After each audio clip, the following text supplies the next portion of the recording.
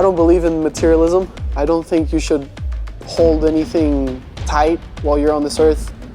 It's just gonna make it hard when you leave.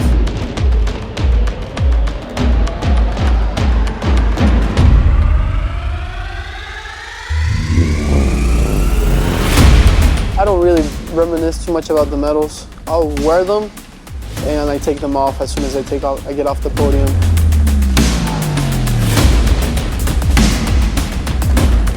It's the moment that you won and the moment that all your sacrifice actually paid off. Those are the most important times in my life. I don't think you really should win for the medal. You want to win because you want to win everything. You just want to dominate everyone. That's what I want to do.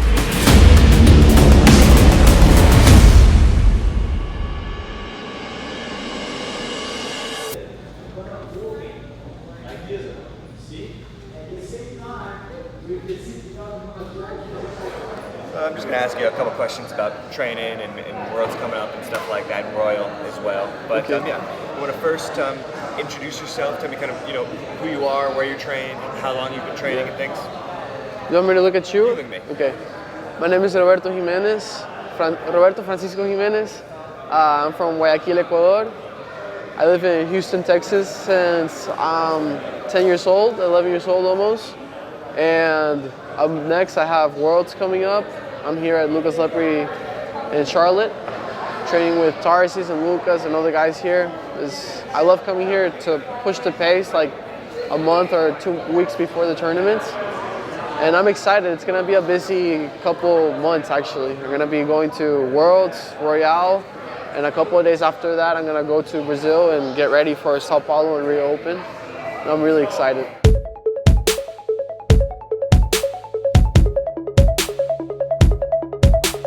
I started jiu-jitsu around 4, and my dad's the one who put me into jiu-jitsu. He started Muay Thai when we lived in Florida, and when we moved back to Ecuador when I was like a year old, he started jiu-jitsu immediately, and then he decided when I was old enough I was going to start training as well.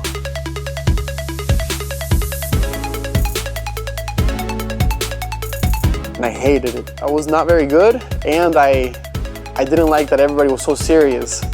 Back then, I was like a little kid. I was always nice and wanted to watch Dragon Ball Z, Naruto, play video games. That's it. He was really bad at tournaments, like really bad. Like if you Google, you'd be able to find a couple of his like old matches, and he'd lose all the time. Well, every day was like a trouble for me to go train. I would either go hide or act like I'm sleeping, always an excuse to not train. By the time I was 10 or 9, we moved to Texas. I didn't know English, I only knew Spanish. It was kind of hard to communicate with anybody. I didn't have too many friends. Roberto used to get bullied, and there was a kid on the bus who used to make him cry. He'd come home crying, and like even his little brother would defend him. He was like, "Stop messing with my brother." Roberto's always been like a really sensitive kid.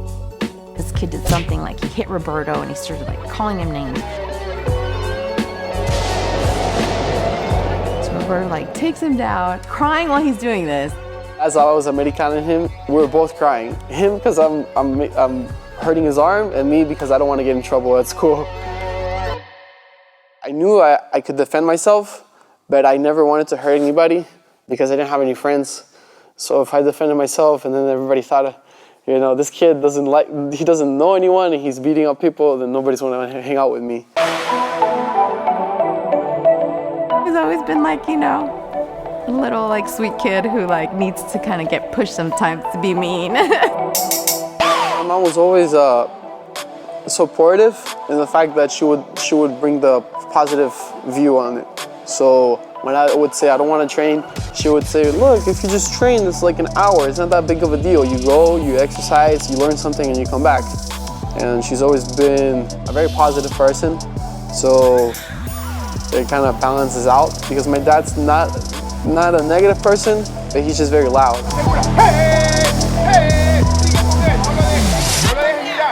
And I'm not very loud. I'm more like my mom. So whenever I would hear something from my dad, and then I would hear from my mom, I would feel the balance.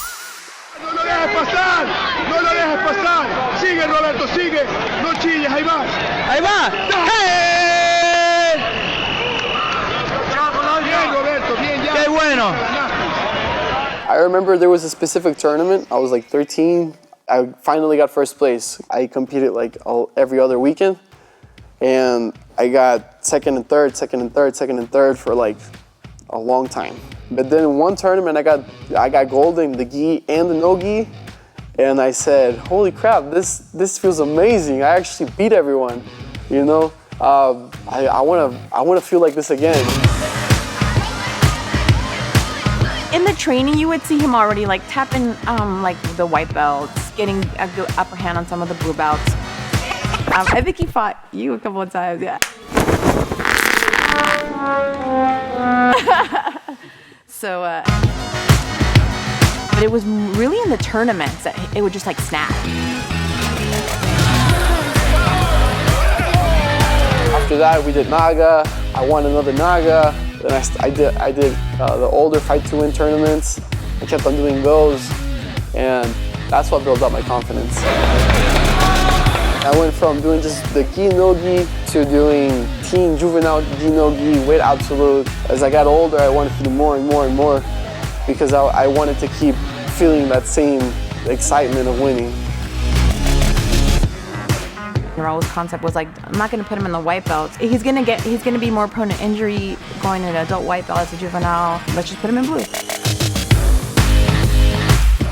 You know, after a while, I started doing, by the time I was 15, I started doing teen weight absolute gi no gi, juvenile weight absolute gi no gi, and then adult blue belt weight and absolute gi no gi.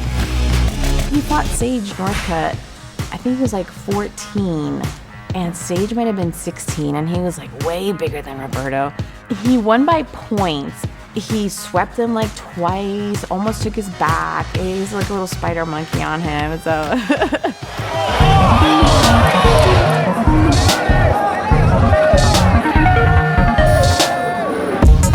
Ever since I decided I wanted to do jiu-jitsu, I've always just wanted to get my black belt. I just looked at black belt highlights, Lucas Lepri, Marcelo Garcia, and I saw a video of Ushesha. The highlight, I thought, holy crap, this dude's so big and he moves like a lightweight. And then I also saw the interview, him talking about how he loves Hawaii, how he gets to travel the world, surf, train jiu-jitsu, and I thought that's what I want to do for my life. By the time I started watching those, I decided, okay, I can't stop until I get like enough world titles that it's not fun anymore, or I break some record.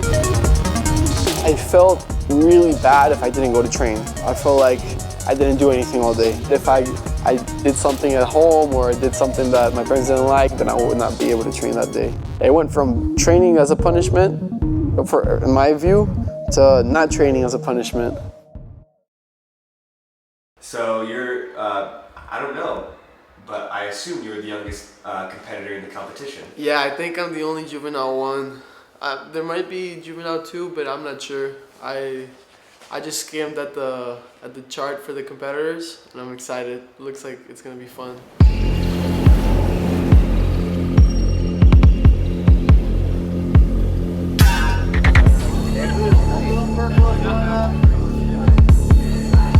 It was an invite tournament by Joel Tudor in the Studio 540. The purpose of the tournament was to bring all the people who competed at Worlds, who throughout the year were known to have done a good performance, you know, in the big tournaments. Trying to make, put some fun back into a sport that's really fun to practice, but competing isn't that fun to do sometimes, you know. It can be pretty painful, and on rules sometimes can work against a lot of people's games, you know. At least the way that it's set up. So we threw some little things out to kind of change the format a little bit and make it, what's the word for it? More entertaining. And it was a really cool experience. They had the lights dimmed out. It felt like a super show, like next level. I didn't feel any nervousness about the people who were there, you know. I just felt like it was another jiu-jitsu tournament and I had the opportunity to be there. I was just excited to be invited because of the people that were in the tournament, you know. Final match of the first round. It's going to showcase Gabriel Sousa Gracie Baja versus Roberto Jimenez from Alianza.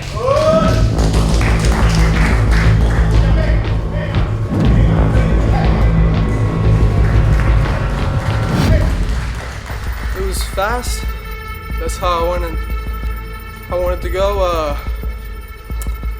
Ready for a little water and ready to go for the next one.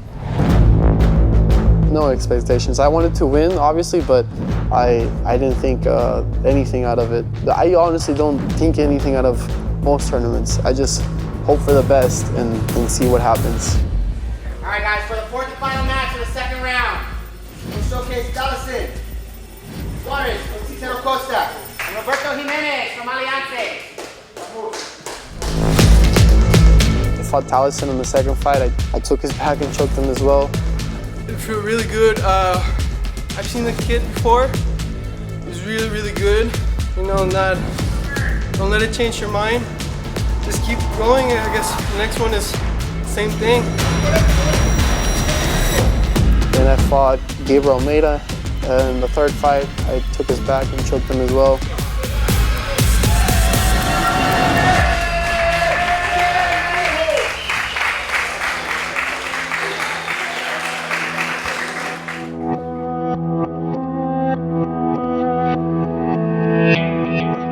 So I had Andrew Wiltz in the final, and I fought Andrew when I was a green belt like 3 times or 2 times. He destroyed me, like bad. So when I saw him in the final, I was thinking, oh man, it's gonna be the same thing when I was a green belt. He's gonna destroy me. I didn't think I was gonna win, but that's how I felt about Worlds, and that's how I felt about Pants. I know I can do it. I just don't expect anything. That was the first time I just felt relaxed, and it felt different. Before I stepped on the mat, I felt something was gonna be different than the last time, and it was.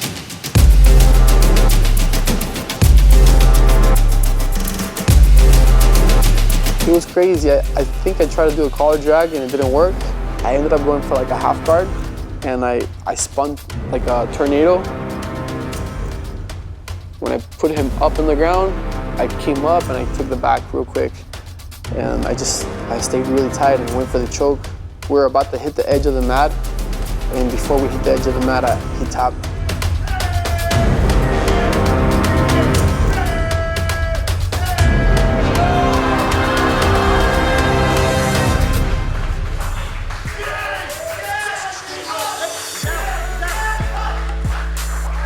All I could feel was just wanting to cry and just happy, you know? That's the only feeling I've ever felt whenever I win, just happy and excited. Honestly, I thought, yes, I won. We're gonna go eat now. And then they were like, wait, keep your gi on. I said, why? What? Are we gonna take a picture? And then my dad's there talking with Bear and Joel. What do you think about doing a super fight? Honestly, I'm not sure if it was my dad or one of them that came up with the idea. Hey, it's 500 take off. 500 What about if we do it, win or lose, 250, 250? We want to have an They incentive. already win, you already win. You know what I'm saying? And he's a kid. No, I know. Get the beast. Hey, he don't have nothing to lose. But at least he goes to some money. But he has a lot to lose. Hey. They each get 250 to fight, 250 to win. 250, 250. Yeah, with the winner. Oh, Okay, let's do it. right now? Yeah, right now.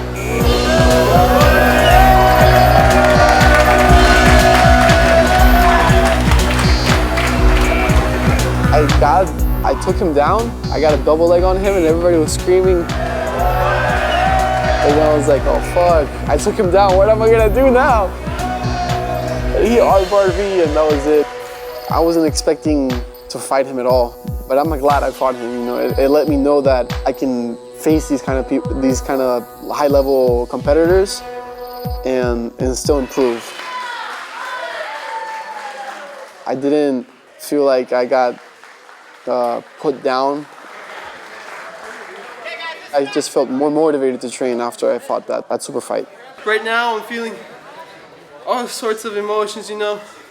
I came in hungry, and I came in to do what I needed to do. Whatever happened in the worlds, it happens, you know. He training hard, we training hard, and everything is with patience and time and training. I remember when he was a kid, he wanna quit and say, you know what, you need to go, and it is what it is. Sometimes you win, sometimes you lose. It's the same in life.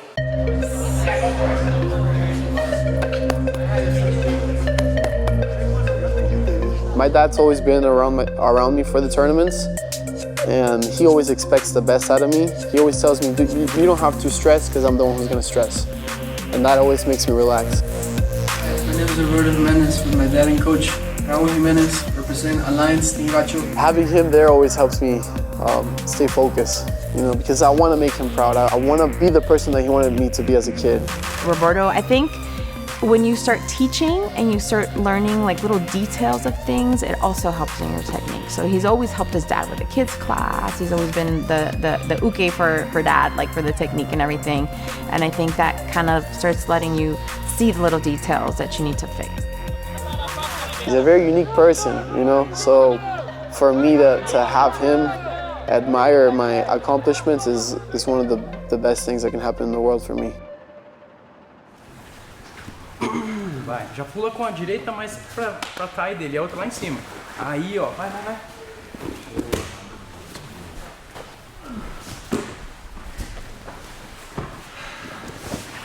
Aí é o contrário. Mas não foge o quadril. Não foge o quadril, fica flat. Só a perna. We're in Alliance Jiu-Jitsu Las Vegas. Tersh is going to be teaching the class today. We have the 10 to 11. We're going to do some techniques, and then we're going to start rolling from 11-ish to 12 and just drill rolling, kind of like an open mat. We have like a very easy vibe here, you know, like easy going. I don't like to have like a intense vibe when I train.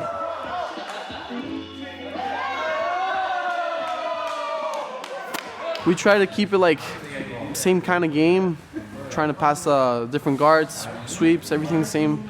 Nothing specific. We think everybody should have their own game, and we just teach technique to add to your game. You know, everybody has their way of doing technique, so it's just adding more tools to the toolbox, you know. Okay, guys, so we're going to do the first grip to try to take the guy down, okay? So when I get here to start to apply my takedowns, Roberto is gonna bring his arm in, and now look, he's extending his arm. Exactly, so look, I cannot really get close to him. I cannot really break his posture, right? So what I'm doing now, guys, look, I'm controlling his collar. I'm gonna let go of this grip right here, right? Pretty quickly, and I'm going to grab his arm. Go with your wrist right here and around, almost touching his biceps. Don't grab the triceps, okay? We need to pull guard. When you guys pulling guard right now, we just jump, okay? There's no trick, but we are keeping our legs extended and we're going kind of like scissor sweep. Yeah.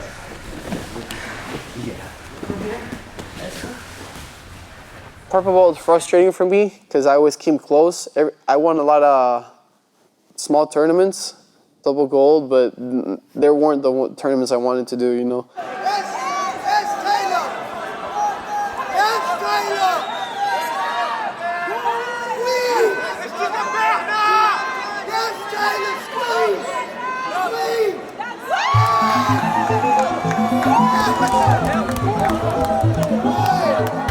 The strength difference bothered me a little bit. I felt like I was pretty strong at juvenile. I could feel the difference was starting to like, I could feel it holding me back. I couldn't move as fast because in certain positions I just couldn't move. Every tournament I lost, I was thinking, okay, you obviously lost because of something. You know, if you lost by 2 points, you lost by a sweep or a takedown. So let's fix what sweep were you taking down in. What guard pass did the guy execute on you? The lowest point was like training once a day because I didn't want to, I don't know, I just wasn't motivated. It felt like I let my ego take over and I was just frustrated at the fact that I got tapped, and just pissed off, you know. I just felt like I had an adrenaline dump. I just felt like, fuck this. And I hate that feeling. All right, guys, let's start over here, okay? So you're here standing, all right? Make sure that the guy tries to grab the collar. If your opponent grab it, just break the grip. You're gonna looking for the collar, the cross grip collar over here, okay? And your other hand gonna block his arm, okay? Don't let your opponent grab the collar. You're here. Now I'm gonna apply the collar drag and go to the single leg. Lucas has been the one who has helped me evolve my jiu-jitsu in the competition set. Switch the side, seat belt. You're gonna try to. So basically, like I work a lot of like their mindset, you know, the way that they need to think when they step on the mat before the competition. The mental part, you know, I think is, you know, helped me a lot. That's the, you know, changed my whole career. And make him step forward. But then Lucas helped me look at it as okay, I know you can submit people, but you need to know how to dominate the points too. And he's the one who helped me focus more on positions, how to be more patient.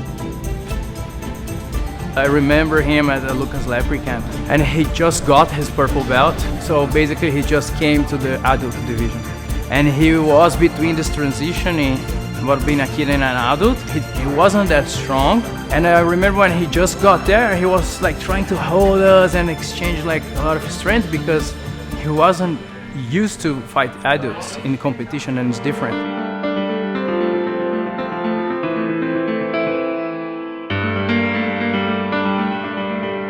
Tarsis is the one that helped me throughout that Worlds camp, saying to me that you need to just use your speed as an advantage. You know, don't try to outmuscle these guys. You're faster than them. You're more technical. You just have to believe in that. Me and Lucas said, Robertinho, you're still a kid that just got the purple belt. You are in the adults division, but your thing is the speed and the stretch and your game plan. Don't try to use your strength with me because you're not that strong. You need to accept that. When you do everything with speed, it's better than using strength. That's the whole idea about jiu-jitsu. That's what Helio Gracie did. It's all about leverage and technique and not strength. He shifted his mindset to apply his speed, and then the nightmare started again. He starts to beat everybody again. My goal is worlds, double gold, and I like to finish all my fights. If I can, I'd love to finish all my fights and get double gold. If I can't get that, then that just means I need to train more. Day one of the IBJJF World Championships. What do you think is the most exciting storyline you're looking forward to this week? Oh my God, there are so many exciting things about this year's World Championships. All right, for some new American champions. Nice. By the time Worlds came around, I kept training. I kept fixing the mistakes I made. I felt like, you know, just whatever happens today, remember why you're here, you know, because you love jiu-jitsu and because you genuinely want this to be your life. I felt good, I felt strong, I felt fast, and I didn't feel like the weight difference was there. You know, I felt just as heavy as them. I had 6 fights in my weight class. I didn't get a point scored on me, and I submitted all my fights.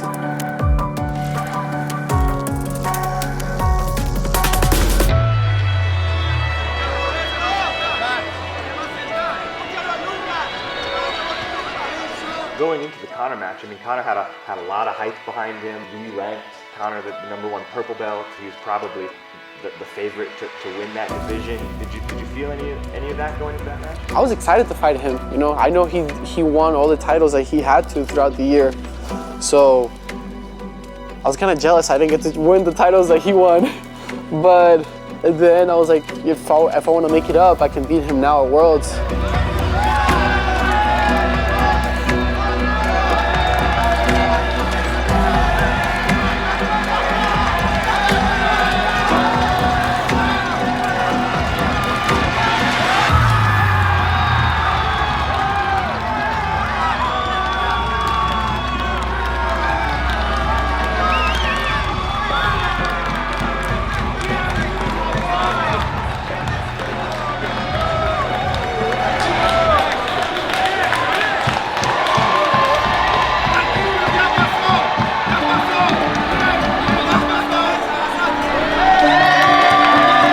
my first adult title, major title, and it was Worlds. And I submitted all the fights to get there. As soon as I felt him tap, I started crying.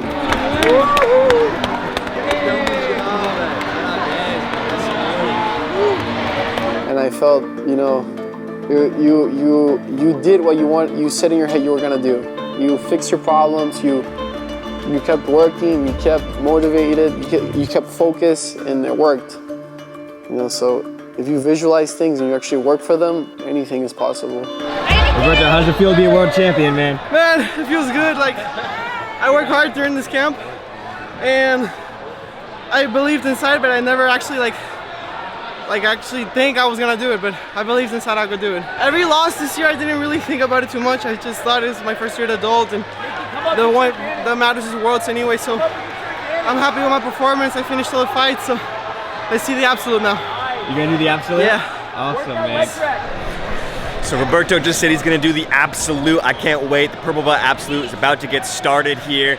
Just to go back and look at some of the purple belt absolute champions: Felipe Preguiça, Keenan Cornelius, Edwin Najmi, Nicholas Marigali. So pay attention to the purple belt absolute champion. I'm telling you, whoever it is gonna be a star in the black belt just a few years from now.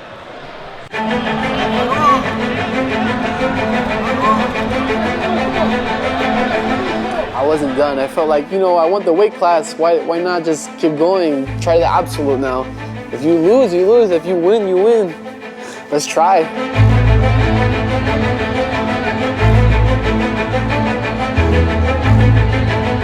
Everybody was telling me, today's your day. Just stay focused, keep having fun, and just go for that double gold.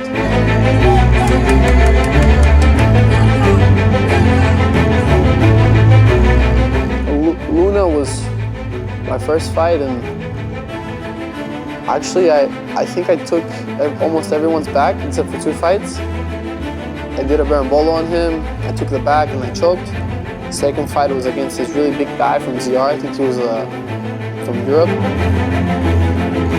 I tried to take him down, it didn't work. Then I pulled guard, I hit a omoplata on him.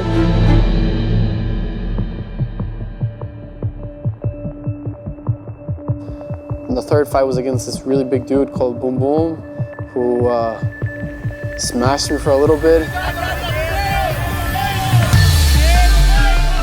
I tried to take him down, I couldn't. I tried to spin around the back, and then he flipped me over and passed my guard and mounted.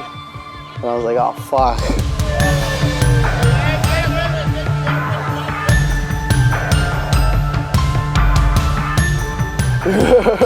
I didn't know what to do for a second. You know, I wanted to pull guard, but I didn't trust him in guard with this guy. I wanted to take him down, but I couldn't find a way to take him down. So I just thought, you know, eventually he's gonna make a mistake or get tired, and that's when you have to go. I hip escaped out of the mount. I wanted to recover full guard, but I only had the sleeve grip and the collar grip, and my knee was trapped. So I just started using my right leg to push him away. I would put my left foot on the hip to recover the full guard. As I recovered the full guard, I did like a collar drag. I didn't think about it, I just muscle memory, pushed his head in, and I had the loop choke. And when I got the loop choke, I was thinking, holy shit, I got the loop choke, so, you know, don't let go of this. And I threw my leg over my arm, and after that, I felt like there was no way he was gonna escape. And I just waited for the moment when he tapped.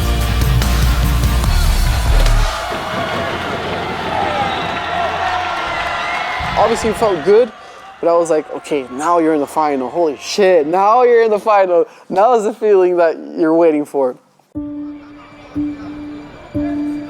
Absolute final ends up being All-American Mason Fowler from Dethrone versus Roberto Jimenez from Lucas Lepre Team Alliance.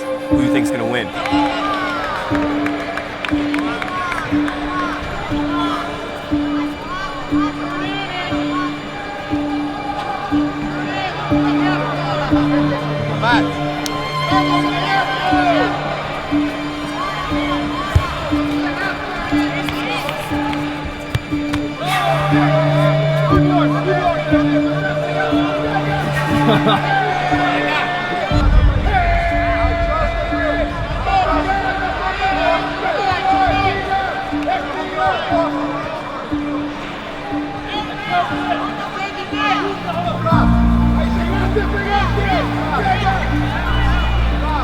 Drop his grip, Mason. Drop his grip. And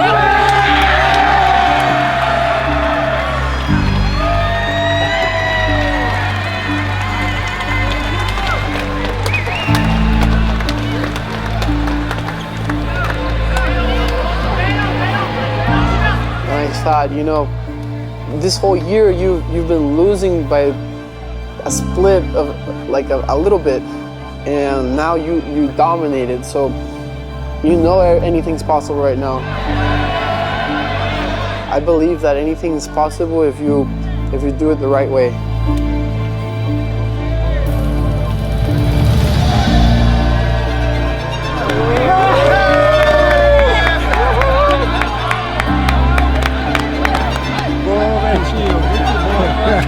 Man, he did an amazing day. He did a great job. He trained so hard for it.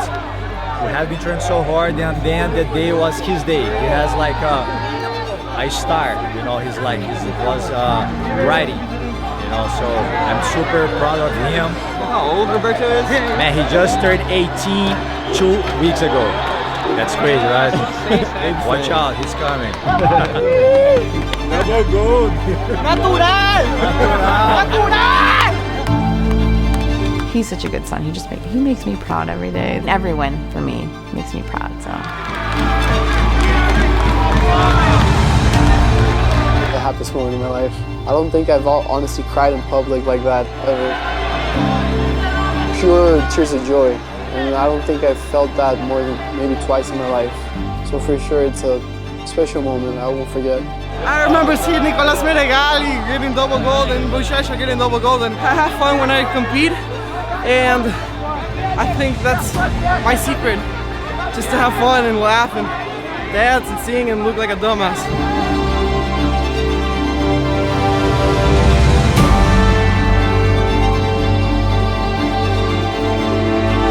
World Championships. This is where legends are made. Roberto Jimenez just became a legend.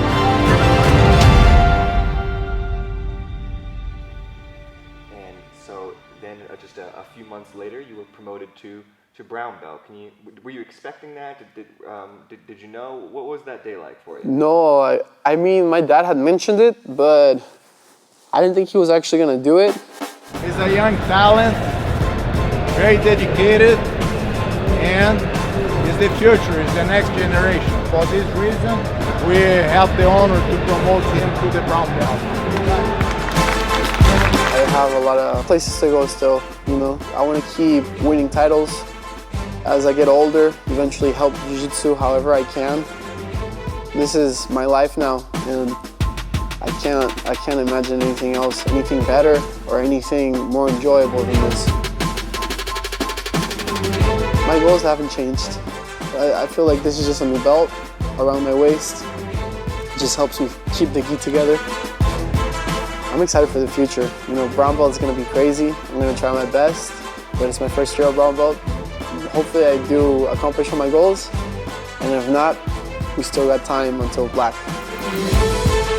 I just want to do it my own way and make it work for me and inspire other people to do the same, I guess. You know, you don't want to be a copycat, you want to be unique. You can always admire people and look up to them. If you're not doing it your way, and you're just trying to be just like anyone else, then what's the point? People are going to remember you for the uniqueness that you brought to this world, not for the things that you won or the titles that you have, because anyone can win titles if you focus on just strategy. What people want to see is something crazy, something different. That's what I want to see.